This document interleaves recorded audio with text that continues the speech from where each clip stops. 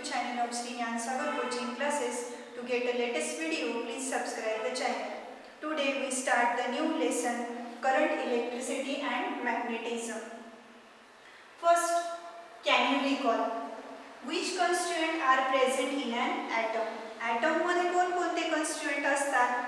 Electron, proton, neutron are three constituent present in an atom. Atom मध्ये हे तीन main constituent असतात. त्यामध्ये जे काही protons असतात, suppose this is a nucleus, proton is a positive charged particle. This proton present in the nucleus and electron are revolving around this nucleus. जे काही इलेक्ट्रॉन आहे ते ह्या न्यूक्लियसच्या भोवती रिव्हॉल्व होत असतात. and there is a neutron also present in this nucleus. Nucleus मध्ये proton आणि न्यूट्रॉन हे दोन पार्टिकल्स असतात. So these constituent are present in atom. atom मध्ये हे तीन constituent असतात. हे जे constituent आहे, an atom has a same number of positive charge proton and same number of negative charge electron. atom मध्ये same number of proton आणि electron असल्यामुळे atom वरती कुठलाही चार्ज नसतो. atom does not contain any charge. So that's why in all objects, कुठलाही object जर घेतला आपल्या अराउंडला, ते ऑब्जेक्ट कसे असतात, त्यांच्यावरती कुठल्याही प्रकारचे चार्जेस नसतात. जरी ते ऑब्जेक्ट्स हे स्मॉल पार्टिकल म्हणजे ॲटम सारख्या पार्टिकल्सने बनलेले असले, चार्ज पार्टिकलने बनलेले असले, तरी पण ऑब्जेक्ट वरती कुठलाही चार्ज नसतो. So the object doesn't show any charge. If a glass rod rub against the silk cloth, what happened? Glass rod acquired a positive charge while the silk cloth acquired a negative charge.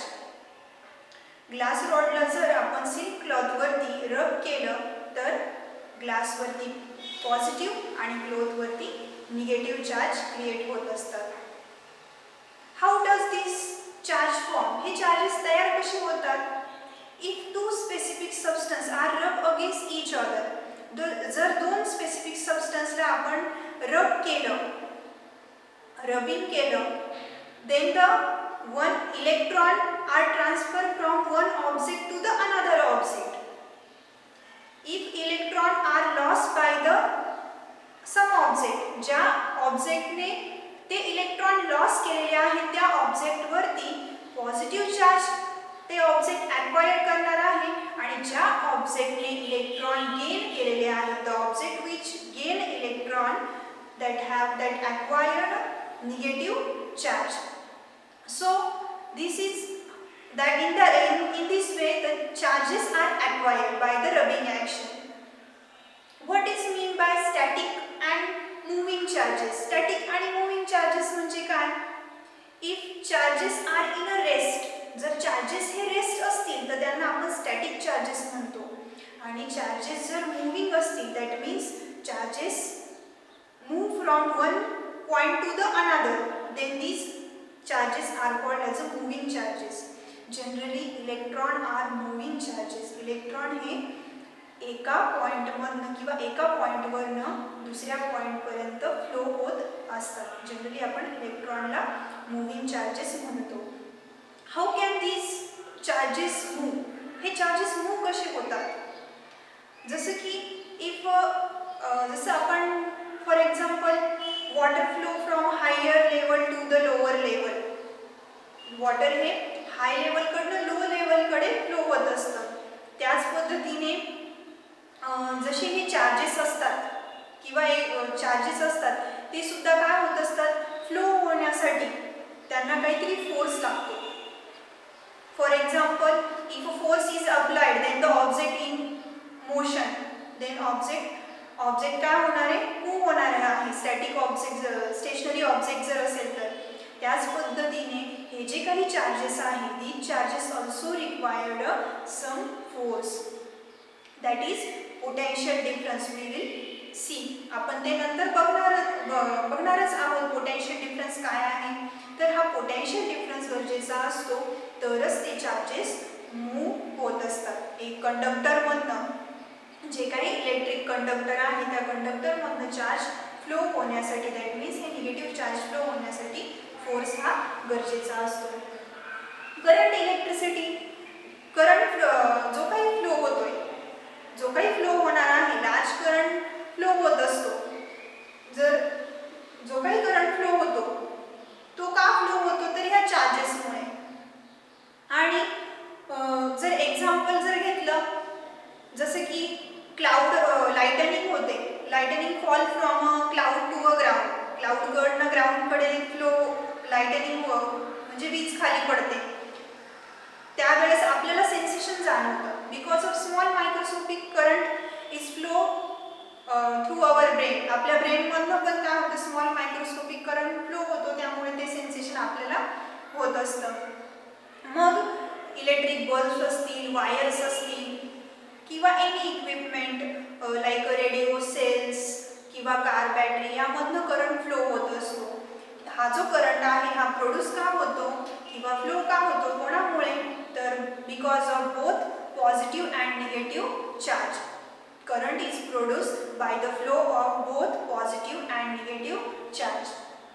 Electrostatic potential. What is meant by this electrostatic potential? Water, for example, water flow from higher level to a lower level. Temperature, heat always flow from a body at a higher temperature to a body at lower temperature. Heat ही नेहमी कशी, ज्या ऑब्जेक्टचं temperature जास्त आहे त्या ऑब्जेक्टकडनं ज्या ऑब्जेक्टचं temperature कमी आहे त्या ऑब्जेक्टकडे ती फ्लो होत असते. There is a tendency of positive charge to flow from higher electric level point to the lower electric level point. So this deciding the direction of this electric level decide the direction of flow of electric charges. This is called as a electrostatic potential. Potential difference similar to the height of waterfall. The temperature difference of hot and cold bodies. जसं की water हे higher लेवलकडनं lower लेवलकडे flow होत असतं, त्याचप्रमाणे जी काही heat आहे, heat ही hot ऑब्जेक्टकडनं cold ऑब्जेक्टकडे flow होत असते. त्याचप्रमाणे जो काही पोटेन्शियल डिफरन्स आहे तो दोन पॉइंटमध्ये क्रिएट होत असतो. That it is potential difference is interesting to us. Let us study the potential difference by this activity. Try this. Take up connecting wires and connect the circuit as shown in figure 4.1a. 4.1a मध्ये दाखवल्याप्रमाणे circuit connect करणार आहात कॉपरच्या wire घेऊन. No current is seen to flow in the bulb. इथे बल्बमधनं कुठल्याही प्रकारे current flow होताना दिसत नाहीये. Now connect in the same circuit a 1.5 volt dry cell available in the market as shown in figure 4.1b. 4.1b मध्ये दाखवल्याप्रमाणे जी काही 4.b जी diagram आहे त्यामध्ये दाखवल्याप्रमाणे 1.5 व्होल्टची जी काही ड्राय सेल आहे ती आपण इथे कनेक्ट केली आहे सर्किटमध्ये. Now it will be realized from glowing of bulb that a current is flowing in the circuit. Bulb glow होत आहे म्हणजे करंट काय होतोय, सर्किटमधनं फ्लो होत आहे हे आपल्याला समजतंय. Electron in the wire flow due to the potential difference between the two ends of a dry cell. Electron जे आहे वायरमध्ये ते इलेक्ट्रॉन्स फ्लो होत आहे because of potential difference of between two points of a dry cell of battery. He battery connect केल्यामुळे इथे काहीतरी potential difference create झाला दोन पॉइंटमध्ये, आणि दोन पॉइंटमध्ये पोटेन्शियल डिफरन्स क्रिएट झाल्यामुळे जे काही स्टेशनरी इलेक्ट्रॉन होते वायरमध्ये ते स्टेशनरी इलेक्ट्रॉन मूव्ह होऊ लागले आणि त्यांच्या मूव्हमेंटमुळे जो काही बल्ब आहे तो ग्लो झालेला आहे. These flow from the negative terminal terminal of the cell to the positive terminal of the cell. आणि हे जे काही इलेक्ट्रॉन आहे हे इलेक्ट्रॉन निगेटिव्ह टर्मिनलकडनं पॉझिटिव्ह टर्मिनलकडे फ्लो होतात. But conventional current flows in the opposite direction. जो काही कन्व्हेन्शनल करंट आहे तो अपोजिट डिरेक्शनने फ्लो होतो. जसं की इथे ॲरोने दाखवलेला आहे. ही जी ॲरोने दाखवलेली जी डिरेक्शन आहे ही कन्व्हेन्शनल करंटची आहे. That means conventional current flows from positive terminal to the negative terminal. But electron is flow negative to the positive. We will learn about an electric circuit later in this chapter. Electric circuit बद्दल आपण ह्या chapter मध्ये next बघणार आहोत. In figure 4.1a there is a no current as there is a no potential difference in the absence of any dry cell. 4.1a चा विचार केला तर इथे करंट फ्लो होत नाहीये कारण तिथे कुठल्याही प्रकारचा पोटेन्शियल डिफरन्स क्रिएट झालेला नाहीये. म्हणजे इथे बॅटरी कनेक्ट नाही किंवा ड्राय सेल जी आहे ती कनेक्ट नाहीये आणि ती कनेक्ट नसल्यामुळे इथे पोटेन्शियल डिफरन्स क्रिएट होत नाहीये. So there is a no current. Current start flowing in the circuit as soon as the potential difference is applied. जेव्हा आपण potential difference apply केला बी मध्ये दाखवल्याप्रमाणे त्यावेळेस करंट फ्लो झाला आणि बल्ब ग्लो होऊ लागला. इथे पण या वायर मध्ये पण इलेक्ट्रॉन्स आहे but there is a no potential difference. जर पोटेन्शियल डिफरन्स नसेल तर इलेक्ट्रॉन हे स्टेशनरी असतात, ते मूव्ह होत नाही. जसं की आपण बघितलं कुठलाही ऑब्जेक्ट मोशन मध्ये येण्यासाठी त्याला फोर्स अप्लाय करावा लागतो तरच ते ऑब्जेक्ट मोशन मध्ये येतं. त्याचप्रमाणे ह्या वायर मधले जे काही इलेक्ट्रॉन्स आहे ते इलेक्ट्रॉन्स तेव्हाच मूव्ह होतील जेव्हा त्यांच्यावरती फोर्स अप्लाय केला जाईल. दॅट मीन्स पोटेन्शियल डिफरन्स जर तिथे असेल तरच ते इलेक्ट्रॉन मूव्ह होतील. The unit of potential difference in SI system is volt. SI system मध्ये potential difference चे युनिट आहे volt. It is denoted by capital V. We will learn about it in the next standard. याबद्दल आपण आणखी information next standard मध्ये घेणार आहोत. आपण बघितलं की इलेक्ट्रिक करंट जो आहे तो पॉझिटिव्ह आणि निगेटिव्ह चार्ज फ्लो झाल्यामुळे प्रोड्यूस होत असतो. The current is produce by both the positive and negative charge. So we have seen that electric current produce due to a flow of charge particle. Charge particle flow झाल्यामुळे electric current हा produce होत असतो. So the charge particle are important.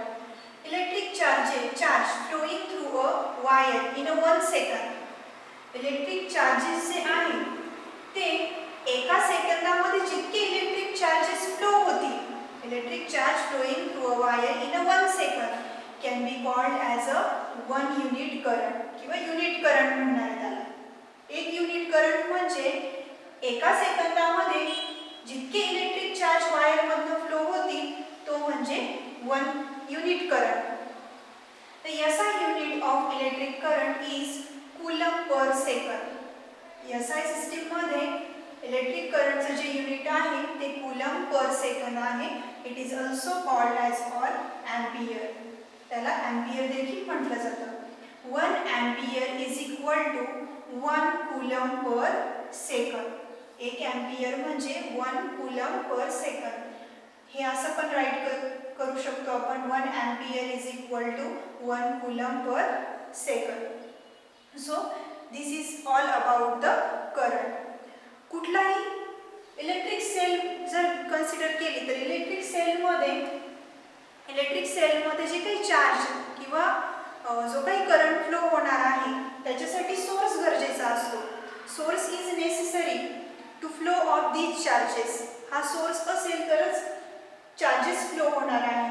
मग electric cell is a device to flow these charges in uniform way. Uniform मॅनरमध्ये flow होण्यासाठी चार्जेसला uniform मॅनरमध्ये flow होण्यासाठी इलेक्ट्रिक सेल ही हेल्प करत असते. इलेक्ट्रिक सेलचं जे मेन फंक्शन आहे function of various electric cell is to maintain the constant potential difference. constant potential difference maintain करणं दोन पॉइंट्स मध्ये बिटवीन टू टर्मिनल्स सेलच्या किंवा दोन टर्मिनल मध्ये वायरच्या दोन टर्मिनल मध्ये कॉन्स्टंट पोटेन्शियल डिफरन्स मेंटेन करणं हे इलेक्ट्रिक सेलचं मेन फंक्शन आहे. Electric cell work on the electric charge. Electric cell जी आहे ती इलेक्ट्रिक चार्जेस वरती वर्क करते to maintain a constant potential difference. Electric cell मुळे काय होतं, कॉन्स्टंट पोटेन्शियल डिफरन्स हा मेंटेन होतो. म्हणून वेगवेगळे डिव्हाइस जसे की रिस्ट वॉच असेल किंवा कुठले सबमरीन्स असेल तर त्यांच्यामध्ये त्या वेगवेगळ्या इन्स्ट्रुमेंटमध्ये इलेक्ट्रिक सेल ही यूज केली जाते. Dry sale.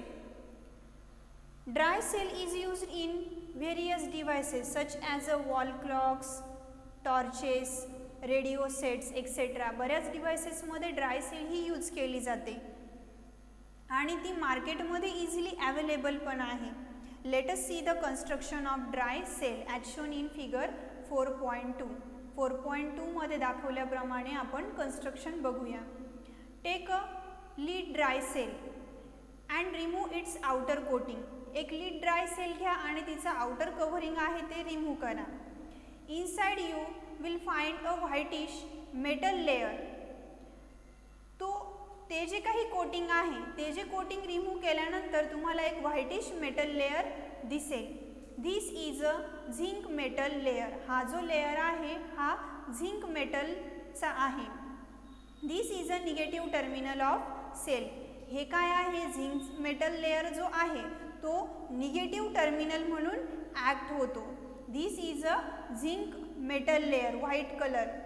So it act as a negative terminal. तो निगेटिव्ह टर्मिनल म्हणून सेलमध्ये ॲक्ट होणार आहे. Now carefully break open this layer. आता हा काय करा, झिंक लेयर ओपन करा.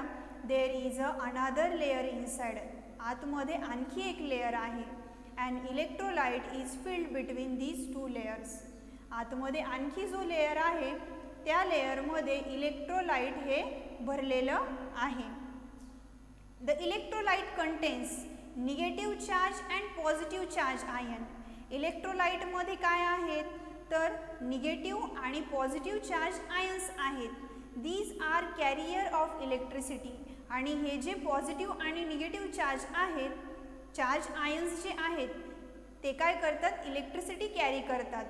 The electrolyte is a wet pulp of zinc chloride and ammonium chloride.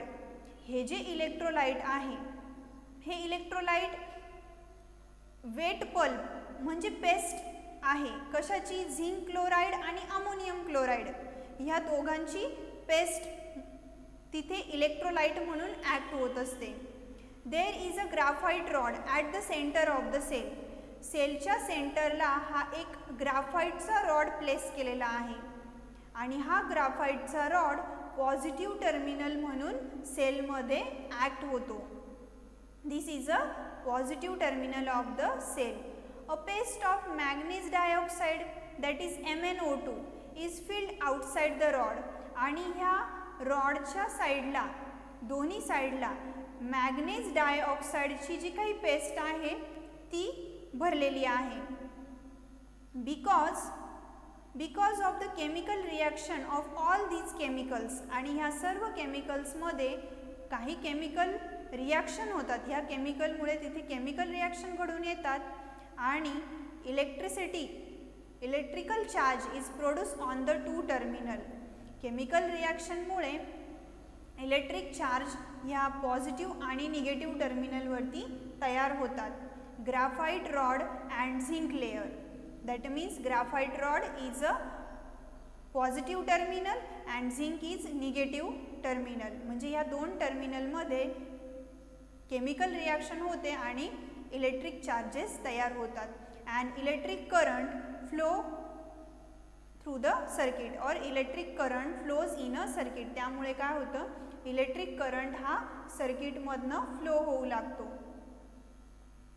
Due to the wet pulp use in this cell. Wet pulp use केल्यामुळे chemical reaction proceeds very slowly. जी काही chemical reaction आहे ती हळूहळू होते. Hence large electric current cannot be obtain from this. Chemical reaction slowly proceed होते आणि slowly proceed झाल्यामुळे लार्ज करंट इथे तयार होत नाही. Compare to the electric cell using liquid. जर आपण लिक्विड सेल जर बघितल्या, लिक्विड जिथे ज्या इलेक्ट्रिक सेलमध्ये लिक्विड यूज केलं जातं त्यांचं कंपॅरिझन जर ड्राय सेलसोबत जर केलं तर ड्राय सेलमधनं प्रोड्यूस होणारा करंट जो आहे तो व्हेरी स्लो असतो किंवा व्हेरी वीक असतो. The shelf life of dry cell is a longer. Dry सेलचा जो काही शेल्फ लाईफ पिरियड आहे दॅट मीन्स ड्युरेशन तो कसा आहे, लॉंगर आहे. दॅट मीन्स जास्त काळ ही टिकणारी सेल आहे. Dry cell are very convenient to use as these can be held in any direction with respective to ground and can be used in a mobile instrument. Dry cell ही convenient आहे, वापरण्यासाठी use करण्यासाठी convenient आहे, easily आपण ती use करू शकतो. आणि मोबाईल इन्स्ट्रुमेंट म्हणजे जे इन्स्ट्रुमेंट आपण एका ठिकाणाहून दुसऱ्या ठिकाणी घेऊन जाऊ शकतो अशा इन्स्ट्रुमेंटमध्ये ड्राय सेल ही यूज केली जाते. So this is all about the dry sale.